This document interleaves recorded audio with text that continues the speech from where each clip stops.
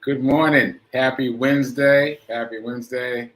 Today is what day is this? This is the 9th day of March, and this is the 48th episode of the Be Your Own Hero show. Trying to get rid of some of these error messages. Hope everyone can see me. Hope everyone can hear me. I'm not sure what the error messages are about. Anyway, this is the 48th episode of 40th episode of season 3 of the Be Your Own Hero show. Hero is an acronym. It means helping everyone reaps optimism. In other words, helping others helps you. It's a reciprocal action. I'm your host. I'm Sekou. I'm a professional creative and the creator of what we're now calling the Hero Ministry movement. And that's my effort to uplift and inspire the unhoused community and also people in general. And shout out to New Thought Media Network for allowing me the space and the opportunity to have this platform to talk about my journey of becoming my own hero and my journey of becoming my own financial hero. I hope this show serves you in some way. If it does, please like, please comment, and please share. All right, all those things said, quick disclaimer, I'm not a personal trainer, nor am I a financial advisor, so do your own due diligence. And sorry, my phone was doing something. And yeah, check me out here Monday through Friday at 9:45 a.m. Eastern time. So season 3 is all about doing, and so we are trying to be in action. We're not trying, we are being in action. So this is a season for you to comment in the chat more about what's working for you and what isn't, so that we can make adjustments so that this serves you well. Okay, so that said, let's get into the Hero Ministry movement news. All right, so first of all, run streak, day 282. Today was day 282, right? And my run story is up on the various things, Instagram, Facebook, TikTok, so check out the run story. But I want to play yesterday's run story, because yesterday was tough. Yesterday was tough. So I'm going to play that one and see. I'm not going to play both. I played both yesterday. It took up too much time. I'm just going to play one. I'm going to play yesterday's. Before I do that, just shout out to Gladys. Thanks for the hero crown. Shout out to Tim with the water and the coffee. Appreciate it. And now I'm going to play yesterday's run report. So check this out. So because I posted it late in the day, so you probably missed it. So here we go. 1 second. And just press play. Run report. Day 281.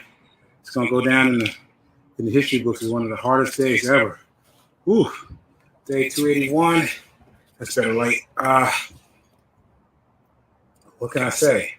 The 12-hour drive from Florida to Tennessee caught up with me, and I was just zonked. And this morning, I just couldn't get up. Couldn't do my run. I did do my show at 8:45 a.m. Central Time, 9:45 a.m. Eastern.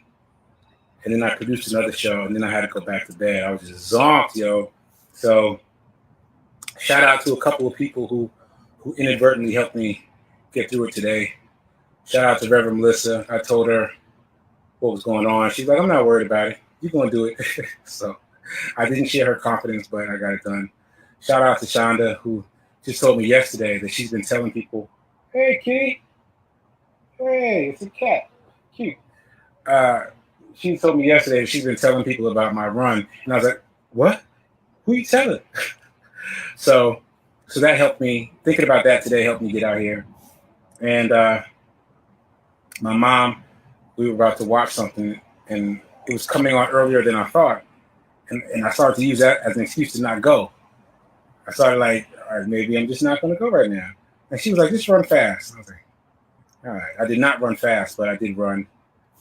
Slowest run in a long time. But I got it done. 5K, 3.1 miles. Oh, and Nan, shout out to Nan. I took a walk break at mile 1. And I haven't taken a walk break in ages. And I thought about Nan saying that she'd run almost 2 miles without stopping. And I was like, all right, Sekou, we took a walk break at mile 1. No more walk breaks. So I got the rest of it done with no more breaks. So yeah, shout out to everybody. You never know who you're helping. You know, I'm So far, lots of people have told me that I've been an inspiration to them, but all of you are an inspiration to me as well. It helps keep me going on day 281. All right, so I'm done. I'm going inside. I'm probably going to crash again because I'm beat, yo. I'm beat. All right, I'm out. Later.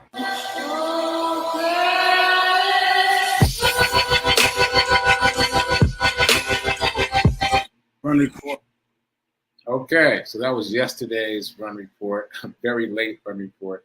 And thank goodness I did the run when I did. You can see it was still a little bit light outside, because then we watched Rev Melissa's Showtime at the, I guess it wasn't Showtime at the Apollo, but in my mind, it was Showtime at the Apollo, Rev Melissa on Showtime at the Apollo. And then it rained. And so you know that I run in the rain often, but I'm glad that I didn't have to run in the rain yesterday because I'd already done my run before Rev Mel's Showtime at the Apollo. Shout out to Rev Mel for Showtime at the Apollo. I watched it. I hope you guys did too. It was great. It was great. I'm gonna let her talk about it. I know she's gonna talk about it on her show, so I'll stop talking about it. But it was good. It was good. Anyway, so that leads us into charity run number 3. We are 97% of the way to our goal for Mr. Charles. Literally only $22 left. $22 left, and I can't wait to see who's gonna close it out. I am expecting 2 people to give $11 each. That's my prediction, but one person might close out at 22. We'll see. Let's see what happens over the next couple of days. But I'm very excited that we're so close to the finish line, pun intended, for Mr. Charles. Very cool, very exciting, very exciting. All right, so moving on. More hero ministry movement news. I've been talking about Brown Boy Mad at Fisk. That is my play. I'm trying to figure out how to make this long story short. I wrote a play a long time ago, literally years ago, and I unearthed it in 2019. And in 2020, I took it to Fisk University, and we produced 2-stage readings at Fisk University in their little theater, little as opposed to big theater. And now I say we, but it's really Fisk. Now we're producing it as an actual play, meaning no scripts on stage. There's going to be movement. I don't know what kind of movement. I don't know what's happening. I've been to one rehearsal, but that was just really a conversation. And then I decided I wanted to be surprised. I'm letting Professor Finchers direct it. She is the drama professor at Fisk University, and she is a notable actress and director in her own right. So I'm letting her direct it. I can't wait to see what they're doing with it. And every time she tries to tell me something, I'm like, no. Let me just be surprised. So that is happening this weekend. Showtimes on Friday at 7 p.m. Eastern. No, 7 p.m. Central, so 8 p.m. Eastern. And Saturday, 7 p.m. Central, 8 p.m. Eastern. So it will be streamed. It will be streamed on Facebook. I'll get the details for you so you can sit at home in the comfort of your home and watch the stream. And the fun thing about streaming, as many of us know, when you watch a stream on Facebook, you can comment with the other people who are watching. So that's kind of fun. Anyway, there will be a physical event for anyone in the Nashville area that wants to go in person. There will be some people in the theater. We're working out those details. The event is free. Suggested donation, no particular amount, but we are asking for donations. 100% of the proceeds will be donated back to Fisk to bolster their theater program. So speaking of which, shout out to Margaretta for shouting me out yesterday about the play. I didn't see your comment yesterday, but I checked the comments after the show. So I appreciate the rah-rah shishkumbah for the play. I'm really excited about it. And I'm excited that it will be a surprise to me. So it's coming up. Oh, and I wanted to show you the flyer that the students made for the play. So this is yeah. So there it is. Flyer that one of the students made. I think it's one of the students who's actually in the play. So you see Brown Boy Bad in the circle, and then it's kind of a similar representation for Color Girls, like different colors representing different characters in the play. Anyway, excited to see what they come up with. And this is a photo from rehearsal. I showed this before, but this is a rehearsal. So that gives us a sense of blocking and movement. So stay tuned for the streaming information so you won't miss it. All right. And still on Hero Ministry News, Hero Ministry Movement News, something else is coming up this weekend. I mentioned that there's a Hero hoodie drop happening in Louisville, Kentucky. Here is the flyer. So the Zetas, the Beta Alpha C Zeta chapter of Zetas, it's kind of blocked at the top, but those are the Zetas, are having this event called the Zeta Image Awards in Louisville this Saturday on the 12th at 1 p.m. So they are planning to have Hero hoodies on site that they're going to sell to create what I call a double, like bonus hoodies that will be donated to the unhoused in the community there. So I'm really excited to see what that's about. I'm trying to figure out how I can get there physically so I can be there to see it, to see how that plays out, because we haven't done the Hero hoodie drop in that way before. So that'll be a new experience for me. I'm excited for the movement of Hero hoodies. Shout out to Jacinta, my hero ambassador in Louisville, who came up with this and who's quarterbacking the whole thing. I'm just riding shotgun. So very excited to see what happens. All right, so that's the news. Anything else? I mentioned that Project Love Strong is honoring me as a change agent. That's coming up soon. I'll be talking more about that soon. But let's get through this very busy weekend of Brown Boy Mad and Hero hoodie drop in Louisville.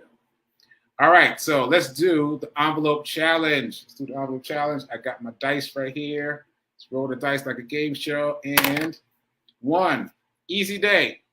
Easy day. Number 1, all you got to do is move $1 from your checkings account over to your savings, and that becomes the bucket for you to invest, so that it will eliminate the excuse of not having enough money to invest. So how this works is, in case you're just joining us, every day, every weekday, we get a number between 1 and 6 by rolling this die, and you move that amount of money from your checking over into a separate savings account, and that becomes your investment bucket.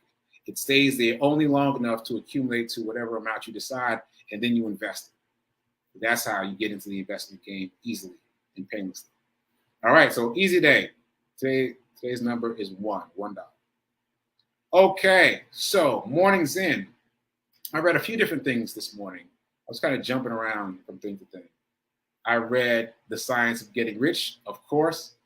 Just a reminder, I was so moved by The Science of Getting Rich that I created a podcast about it. Check it out. It's on all the podcasting platforms. Last I checked, it was streaming in 38 different countries, so it's really taken off. And that's because the wisdom is really sound, so definitely check it out. And I still read the book again to get it to sink in, So I read a little bit of The Science of Getting Rich this morning.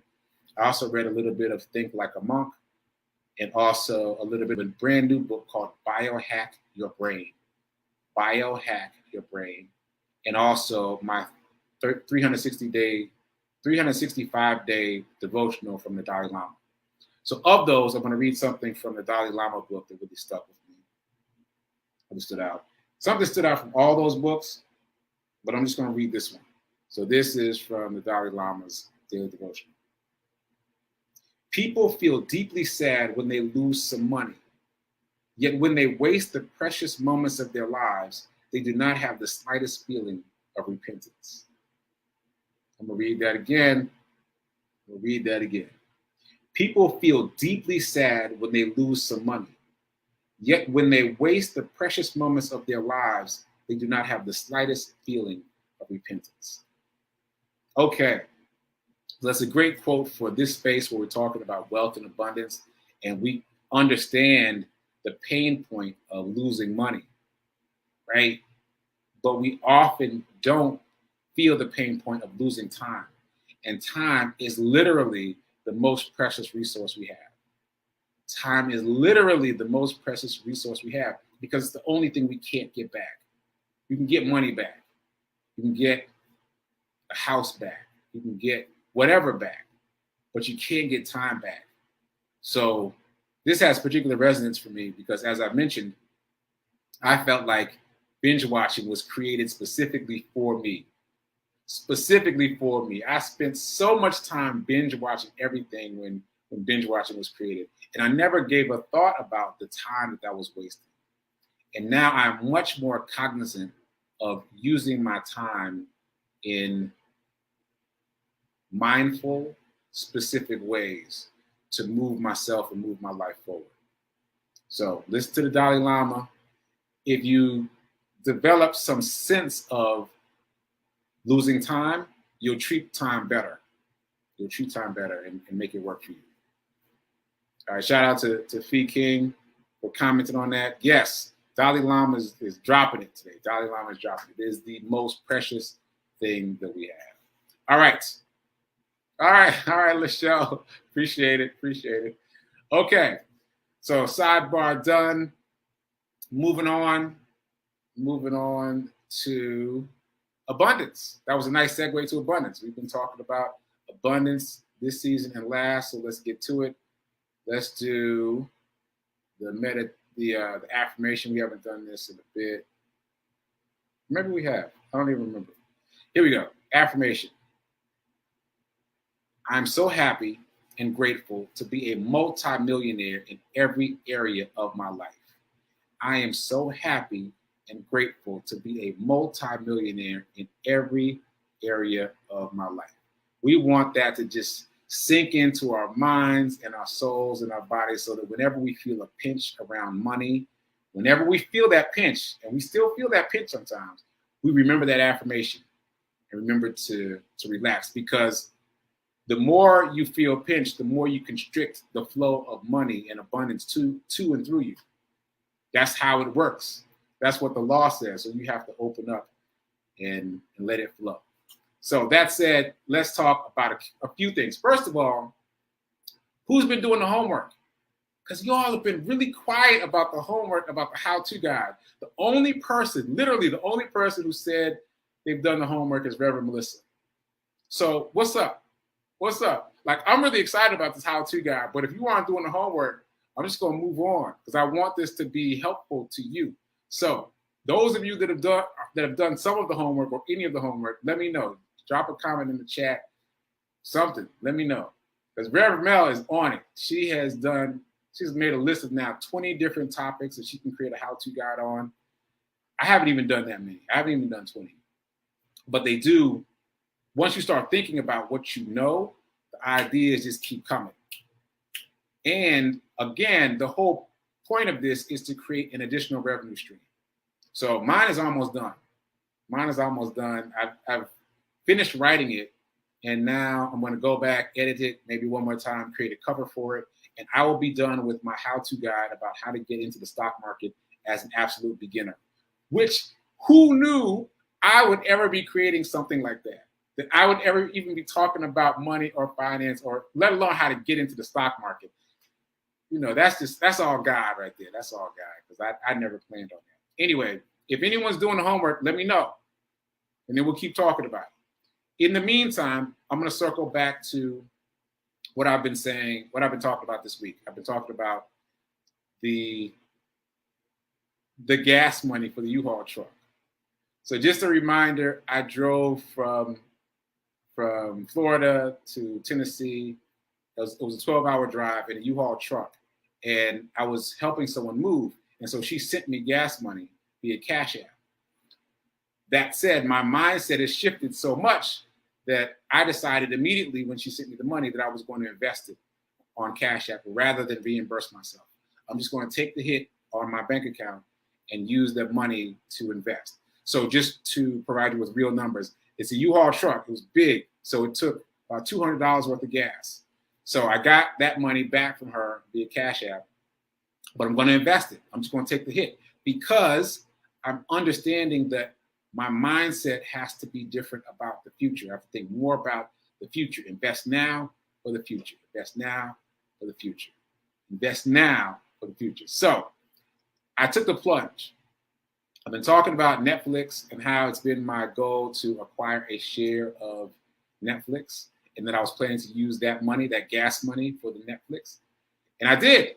I did it. Wait. I feel like I need fireworks for that. Where's my fireworks? Yeah, All right. So now I own a full share of Netflix, my first full share of Netflix. I'm excited about it. And I'm glad I did it because I've got some information to share. So I'm going to use rounded off numbers just for ease of understanding.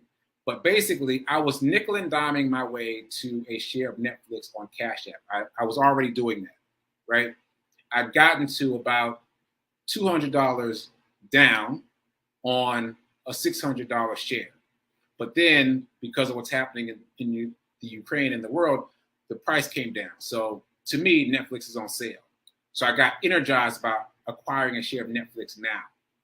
It dropped to $350, from $600 to $350. And I was like, oh, I got to get that because I think it's going to go back up. So yesterday, so the difference between the $200 that I put down already and $350 is $150, right? So I was like, all right, so I'll spend $150 of the $200 in gas money I got. Hope this isn't getting confusing. So I spent $150 on top of the $200 I already had in. So that's $350, right? But then Cash App said that I didn't have a share yet.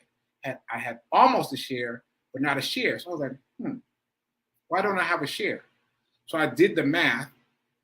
And this is really important because it dovetails with something else I've been talking about, inflation. Yeah, inflation, but that's not really what I want to say.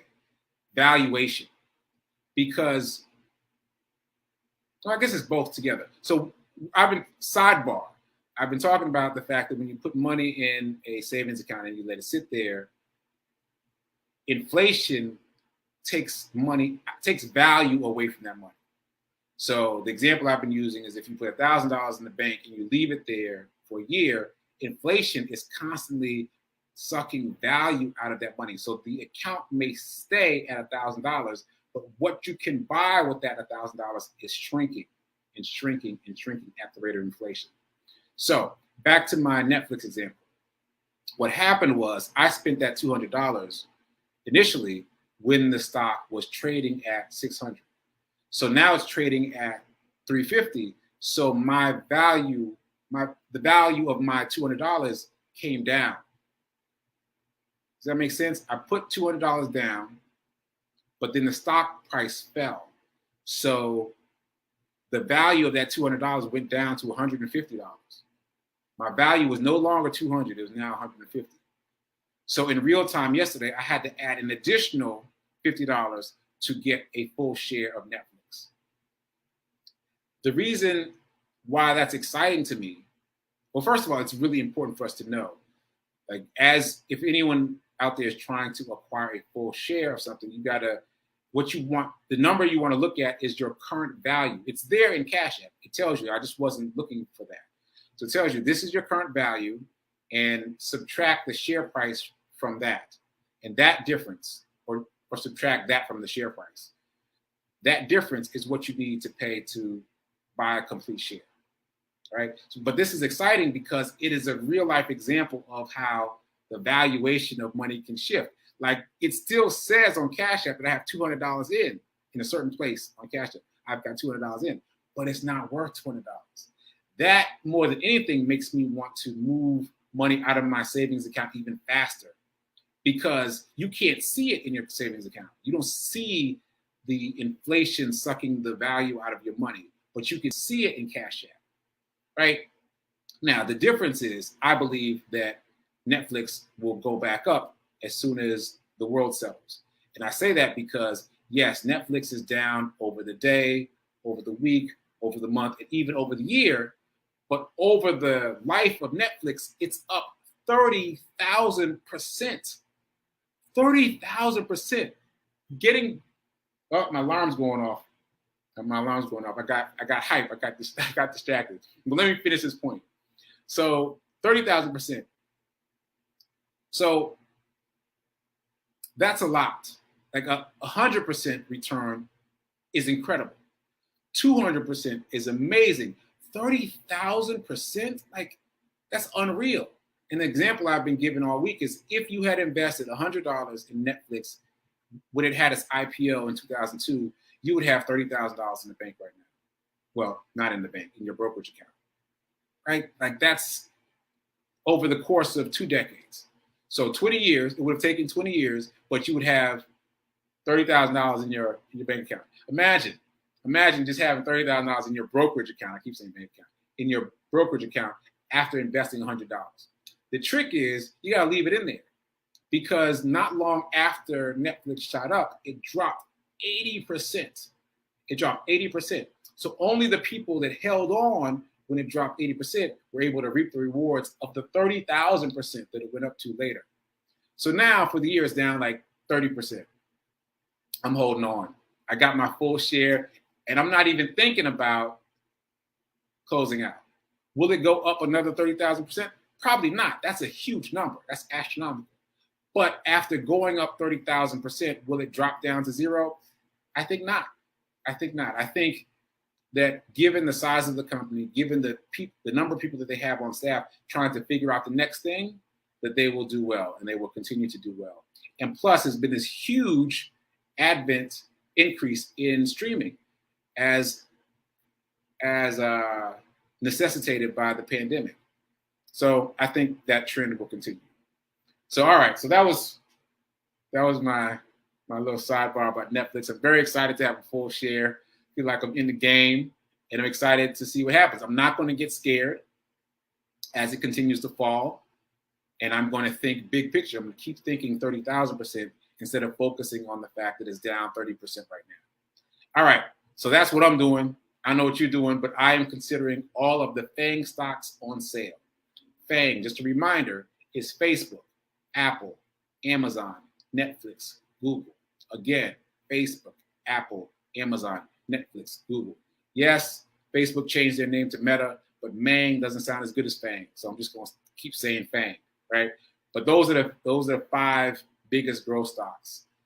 And so much so that there is this acronym in the financial world. Matter of fact, I've been watching CNBC when I'm in a hotel. I'll watch CNBC, and they say FANG. And now I know what that means, and now you do too. So we're getting savvy. We're learning. All right, so I think that's all I want to talk about. Let me know if you're doing the homework so I can figure out if I'm going to circle back to the how-to guide or not, or just share my how-to guide with you. Oh, also, I wanted to shout out Linda. She made a comment yesterday about the repetition of this information is good. Thanks for that, Linda, because sometimes I feel like, oh, I said that already. So I appreciate that. It works for me. It's helpful for me to reinforce these ideas, to feel like I can get this, I can do this, I can shift my thinking around investing, I can shift my thinking around money and wealth and abundance. And so I'm glad it's working for you too. All right, so we've got prayer time coming up at 10:15. And then we've got Rev Melissa, Sit with Rev Melissa coming up at 10:30. I will be producing Sit with Rev Melissa, and I'll probably pop in to say a word or two. So do your homework. Let me know if you're doing your homework. If not, just wait for my how-to guide about how to get into the stock market. It's going to be epic. And keep doing. Be a hero. Be your own hero. And remember that now is better than perfect. And I will see you at 10:30 on Rev Melissa's show. All right. Later. Oh, I gotta go out with some fireworks for my Netflix purchase. Red fireworks for the Netflix purchase. And I'm out. Later.